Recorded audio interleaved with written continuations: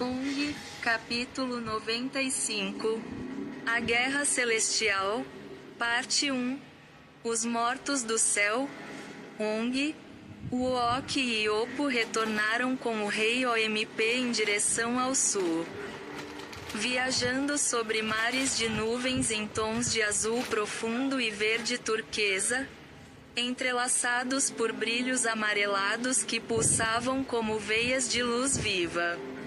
As correntes de ar formavam espirais lentas, e o vento soava como tambores distantes, anunciando um tempo de ruptura, não apenas nos céus, mas no próprio destino do mundo. À medida que avançavam, Ong começou a perceber algo inquietante naquele firmamento. As nuvens não eram apenas vapor e luz. Havia nelas caminhos, pontes e degraus invisíveis. Silhuetas caminhavam sobre o céu como se fosse terra firme, sombras de pessoas de outras eras. Algumas vestidas com armaduras corroídas pelo tempo, outras com mantos simples, como viajantes eternos. Algumas figuras tinham rostos nítidos. Outras eram apenas contornos luminosos, como lembranças que se recusavam a desaparecer. Eles são, murmurou Uok, sentindo um arrepio percorrer-lhe a espinha. Espíritos. O rei Omp assentiu lentamente, seu olhar carregado de respeito. Aqui é o alto céu de Omp, explicou. O lugar onde permanecem aqueles que morreram antes de concluir seus destinos. Guerreiros que não lutaram sua última batalha, sonhadores que não viverão seus sonhos. Crianças que partiram cedo demais. Ong sentiu o coração apertar. Aquilo não era apenas um céu, era um mundo suspenso entre o que foi e o que ainda precisava ser. Foi então que, entre os fantasmas, um deles se destacou. Um jovem de cabelos longos, presos por uma simples tira de couro, avançou alguns passos. Seu sorriso era inconfundível, o mesmo sorriso travesso que Ong conhecia desde a infância, das corridas sob a chuva e das noites ao redor do fogo. Os olhos, porém, brilhavam como relâmpagos contidos, cheios de uma força que não pertencia mais aos vivos. Ong parou no ar, o fôlego preso no peito. Sangue. O espírito virou-se lentamente, como se temesse estar enganado. Por um instante, seus olhos se arregalaram, e então ele sorriu, um sorriso largo, verdadeiro, atravessando mundos. Eu sabia que você ainda estava vivo, Ong. O tempo pareceu parar. O vento silenciou. As nuvens ficaram imóveis. Sangue, o amigo que havia morrido anos atrás em Palauan, levado por uma tempestade furiosa enquanto atravessavam as colinas do sul, agora estava ali, inteiro e sereno. Feito de luz e determinação. Não havia feridas em seu corpo, apenas marcas luminosas que lembravam cicatrizes transformadas em símbolos. O Uok aproximou-se, a voz falhando, os olhos marejados. Nós te enterramos, achamos que nunca mais. A morte não é o fim aqui, disse Sangue com suavidade, interrompendo. É apenas outra margem do vento. Um lugar onde a caminhada continua, de outra forma. Ong sentiu uma mistura de dor e alívio. Queria tocar o amigo, mas temia atravessá-lo como névoa. Sangue percebeu a hesitação e estendeu a mão. Quando os dedos se encontraram, não houve frio, Apenas uma vibração suave, como o eco distante de um trovão. Você mudou, disse Sang. Mas ainda carrega o mesmo peso nos olhos. E você, respondeu Ong, engolindo em seco, nunca deixou de caminhar. Juntos, eles seguiram adiante, caminhando entre fantasmas de guerreiros antigos, camponeses de mãos calejadas, reis esquecidos por suas próprias histórias e crianças de eras distantes que brincavam com fragmentos de luz. Todos observavam o movimento do céu com atenção solene, como se soubessem que algo definitivo se aproximava. Alguns fantasmas se ajoelhavam ao ver o rei OMP passar. Outros erguiam suas armas translúcidas, feitas de memória e energia e assaques.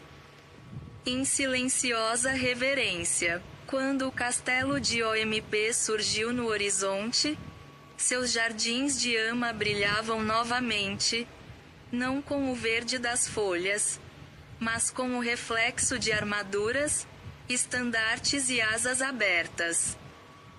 O pátio parecia ter se multiplicado, tomado por formações de espíritos guerreiros que se organizavam em silêncio perfeito. Sang ergueu o olhar, sentindo o ar vibrar. A guerra está próxima, disse.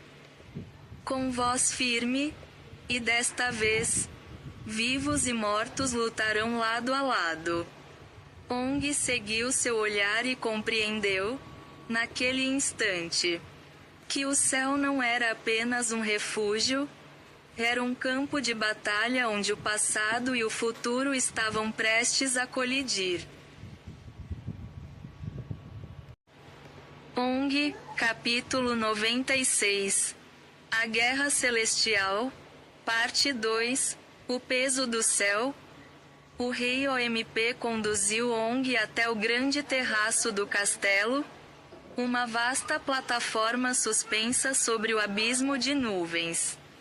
Dali, o céu parecia infinito, e abaixo deles o mundo dos vivos era apenas um reflexo distante, como um sonho esquecido.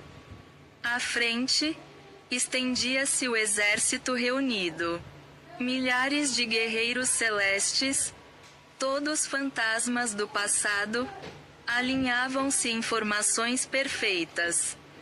Montavam feras aladas de ossos luminosos e penas feitas de vento condensado. Empunhavam lanças forjadas da energia e assaques, que pulsava em seus cabos como estrelas aprisionadas, emitindo um som grave, semelhante ao de um coração cósmico batendo em uníssono. Cada guerreiro trazia consigo marcas de sua vida anterior. Cicatrizes transformadas em símbolos, nomes gravados em línguas antigas, juramentos que jamais haviam sido quebrados. No centro da formação estava o comandante Leão Vermelho, líder militar de OMP. Suas asas douradas abertas dominavam o terraço, refletindo tons de rubi e ouro. Seu olhar era impenetrável, severo como a lâmina de uma espada antiga, o olhar de alguém que já comandara batalhas antes mesmo de alguns reinos existirem.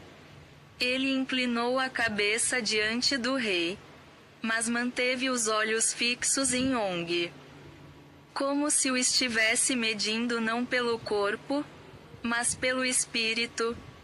Eis o poder de OMP, declarou o rei OMP, a voz ecoando pelos céus. O que resta entre nós e o domínio do leste. Ong sentiu o peso daquelas palavras descer sobre seus ombros como uma montanha invisível. Ele não era um soldado. Nunca aprendera a comandar exércitos. Viera apenas vender uma árvore.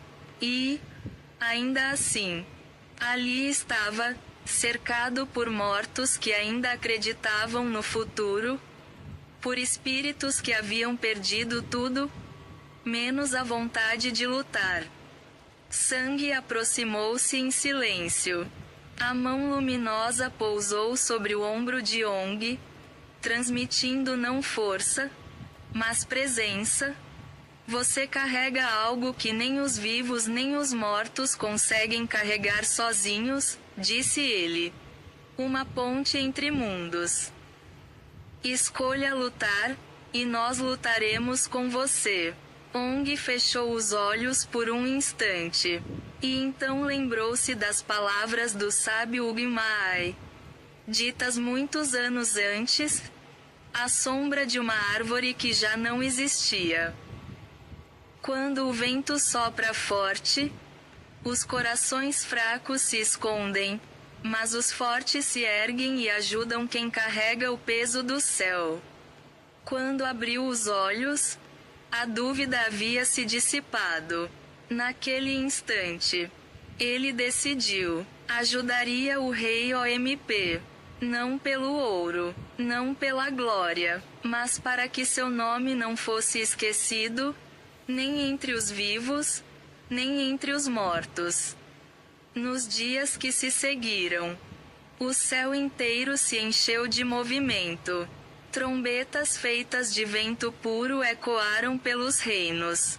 Do norte ao oeste, castelos flutuantes deslocaram-se como navios em formação. Ligados por correntes de luz e trilhas de nuvens incandescentes.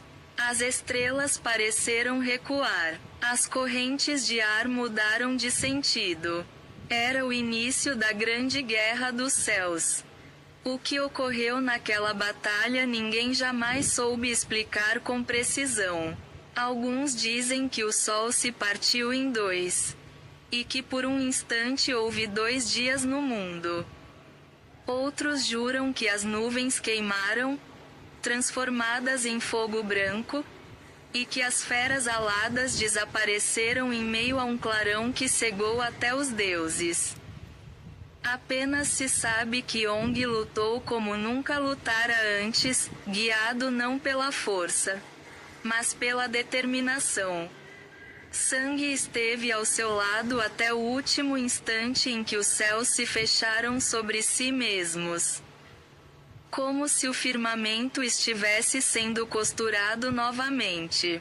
Quando o silêncio retornou, apenas 2 castelos permaneciam flutuando. O de OMP e o do norte. Do exército inimigo. Nada restou além de cinzas suspensas no ar, lentamente levadas pelo vento eterno.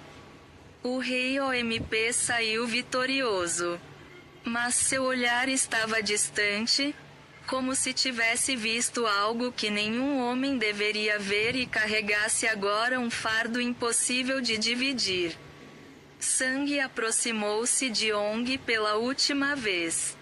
Seu corpo já começava a se dissolver em partículas de luz. Ele sorriu. Agora você carrega o céu, Ong, disse, a voz se tornando eco, e eu posso descansar. Antes que Ong pudesse responder, Sang se desfez por completo, fundindo-se ao brilho do céu. Quando tudo terminou, Ong caminhou até a beira do terraço e olhou o horizonte infinito. O mundo mudou outra vez, e nós com ele. A guerra havia acabado, mas a energia e a sax ainda pulsava nas raízes da árvore Auai, viva, brilhante e cada vez mais misteriosa. Como se o céu e a terra ainda não tivessem dito sua última palavra. Ong, capítulo final, o tesouro do céu. A guerra havia terminado. O céu estava calmo novamente. E as nuvens, antes vermelhas de fogo, agora brilhavam em tons dourados. O rei OMP recompensou Ong e seus companheiros como jamais alguém fora recompensado antes. Diante deles, surgiu o tesouro dos céus, uma frota de navios colossais, amarrados uns aos outros por correntes feitas de luz, flutuando sobre o mar de nuvens. Cada navio transbordava moedas de ouro, prata, cristal e metais que nenhum homem mortal jamais vira. Ong olhou tudo aquilo e sorriu. É mais fácil levar uma árvore gigante para o céu do que levar este barco de ouro para minha ilha. O Uok gargalhou. Ruoyapo, Oai, Iopo e até o grande Gaianox olhavam maravilhados, sem acreditar. O tesouro era real, mas o preço também. Quando começaram a descer das nuvens, dezenas de caçadores surgiram entre os ventos. Velhas sombras, piratas, fantasmas de outros tempos, todos atraídos pelo brilho da riqueza celestial. Suas embarcações etéreas cercaram o comboio. As correntes começaram a se romper. Ong percebeu que aquele ouro trazia desgraça. Uma batalha se formou no ar. Relâmpagos cruzaram as nuvens. Muitos dos navios desapareceram, tragados pelos ventos do além. Ong lutou, resistiu e protegeu seus amigos. Mas no fim, o céu tomou de volta o que era seu. Dos muitos navios, restaram poucos.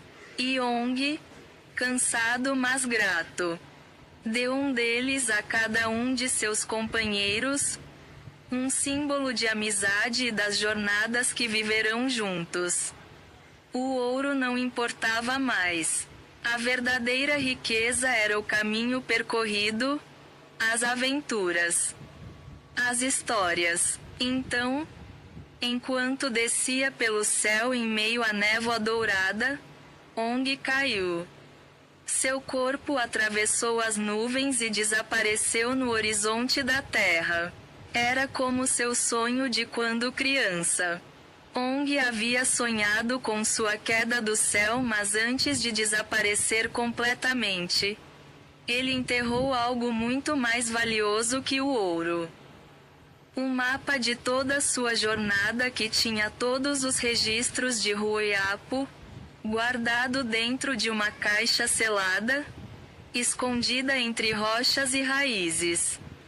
Para quem vier depois, dizia a inscrição, que o vento te leve mais longe do que levou a mim. Dizem que até hoje, em noites claras, é possível ver entre as estrelas o reflexo dos navios de Ong navegando pelo firmamento, e ouvir, entre os ventos, o eco distante de sua risada, desafiando os céus uma última vez.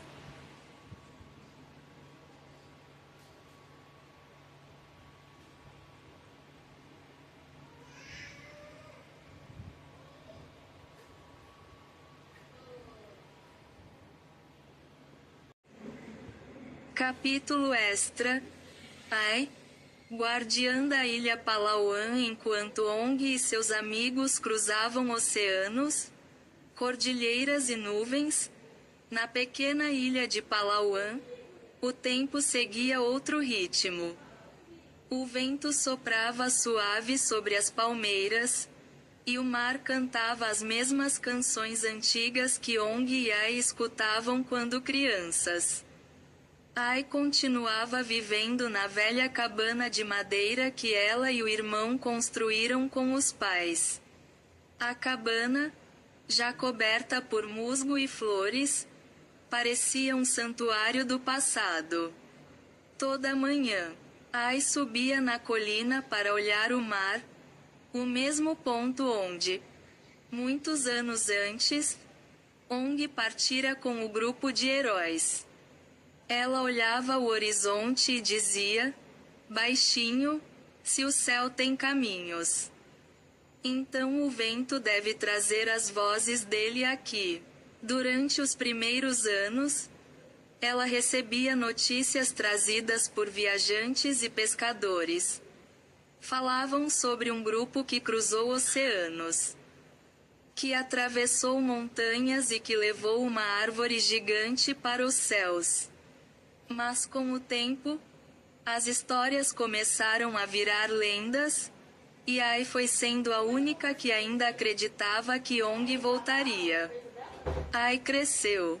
Ela se casou com um jovem pescador chamado Taero, um homem gentil, que a ajudou a cuidar da cabana e das plantações. Eles tiveram 2 filhos, Mai e Ouro, que herdaram os olhos curiosos e a coragem do tio aventureiro. Ai contava histórias para eles todas as noites. Histórias sobre florestas que falavam, sobre dinossauros e árvores mágicas, sobre o irmão que um dia prometeu voltar trazendo o vento dos céus em suas mãos. Mas havia dias em que o silêncio era pesado. Ela ficava sozinha à beira-mar, sentindo o tempo passar como ondas lentas. No fundo, Ai sabia que talvez Ong nunca voltasse fisicamente, mas acreditava que parte dele vivia no vento, nas árvores, no brilho das estrelas.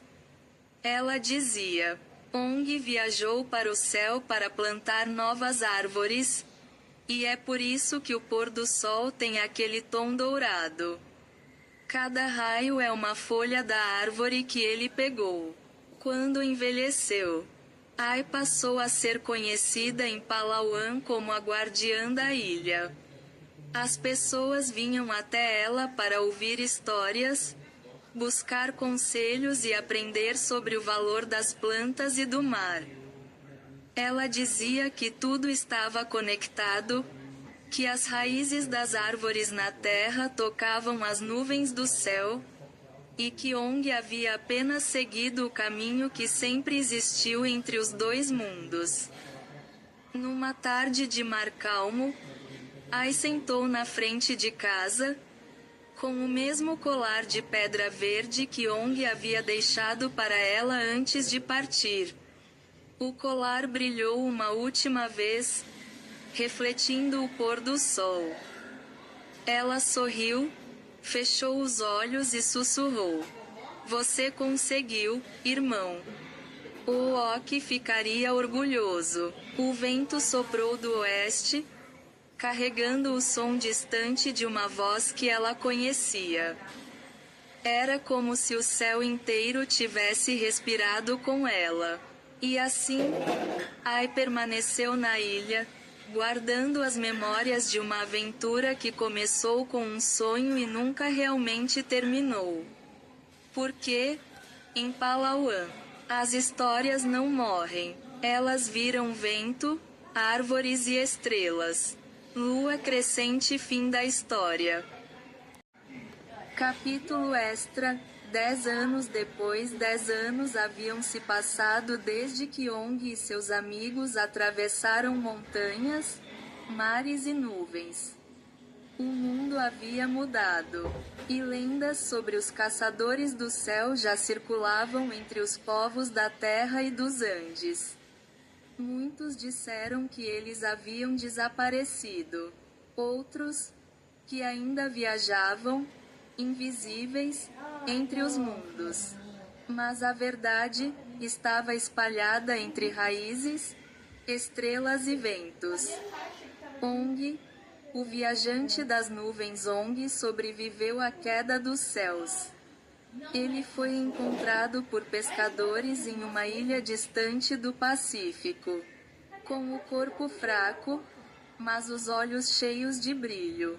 Acordou sem os tesouros, mas com algo muito mais precioso: a lembrança viva da árvore Aouai, e a certeza de que tudo havia valido a pena.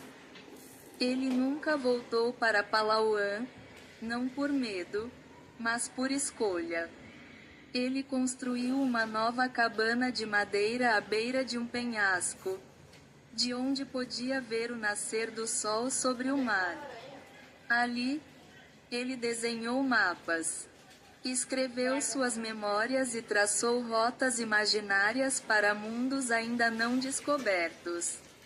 Seu cabelo ficou branco, mas seu olhar permanecia o mesmo, o de um menino que ainda acreditava em sonhos. Certa noite, quando as estrelas estavam mais brilhantes, o vento soprou entre as árvores, e Ong ouviu o som familiar de galhos se movendo, era Oai, crescendo entre as nuvens, viva, conectada à terra. Ele sorriu e disse, baixinho, então você também sobreviveu. O Uok, o guerreiro dos mares Uok usou o navio dourado que ganhou de Ong para viajar de volta às ilhas. Ele se tornou um grande capitão, navegando entre os portos do Pacífico e contando as histórias dos céus a quem quisesse ouvir. Ele nunca mais empunhou uma espada, mas ensinou marinheiros a lutar contra tempestades com coragem e coração. Seu navio, o Palauan dos Ventos, virou uma lenda flutuante. Diziam que, nas noites de lua cheia, o casco do navio refletia o brilho das estrelas, como se navegasse entre o mar e o céu. Ruoyapo, o cartógrafo dos céus Ruoyapo dedicou o resto de sua vida a decifrar os segredos do mundo. Com as anotações que fez durante a jornada, ele escreveu o Livro das Nuvens, o primeiro mapa conhecido que unia terra e céu. Suas páginas foram copiadas e espalhadas entre sábios. E até hoje estudiosos procuram entender suas notas sobre as linhas de energia e as saques, o poder oculto das árvores. Ele viveu recluso em uma torre de pedra nas montanhas, desenhando constelações e falando sozinho sobre as rotas que não existem. Mas, em noites silenciosas, via-se uma luz dourada sair da janela. Disseram que era Ruoyapo conversando com as estrelas. Iopo, o herói das montanhas Iopo, voltou ao continente. Não queria fama, nem glória. Ele se tornou protetor de um vilarejo escondido nos Andes, ajudando viajantes perdidos e ensinando crianças a escalar as montanhas. As pessoas o chamavam de Iopo Biruta, mas quem o conhecia de verdade sabia que ele tinha um coração nobre. Certa vez, um viajante disse ter visto Iopo conversando com o espírito de Anaí, o antigo guerreiro Mapuche, como se os dois fossem velhos amigos. Oai, o guardião dos ventos Oai permaneceu nos céus. Nunca mais desceu à terra. Ele aprendeu a escutar as correntes de ar e se tornou um espírito dos ventos, guiando as aves e protegendo viajantes durante tempestades. Os povos das montanhas o chamam até hoje de o canto de Oai, o vento suave que anuncia o amanhecer. Gaianox e a árvore ao Oai nos céus. Gaianox encontrou descanso eterno. Seu corpo imenso se transformou em uma montanha de nuvens, e do seu lado ficou o Oai, a árvore celeste. O legado: se você pode sonhar, você pode voar. Ong, o caçador de árvores. E assim, a lenda dos caçadores dos céus recomeçou, como o vento que nunca morre, apenas muda de direção. Fim da jornada de Ong e seus amigos. Início de outra. Não, bota ali.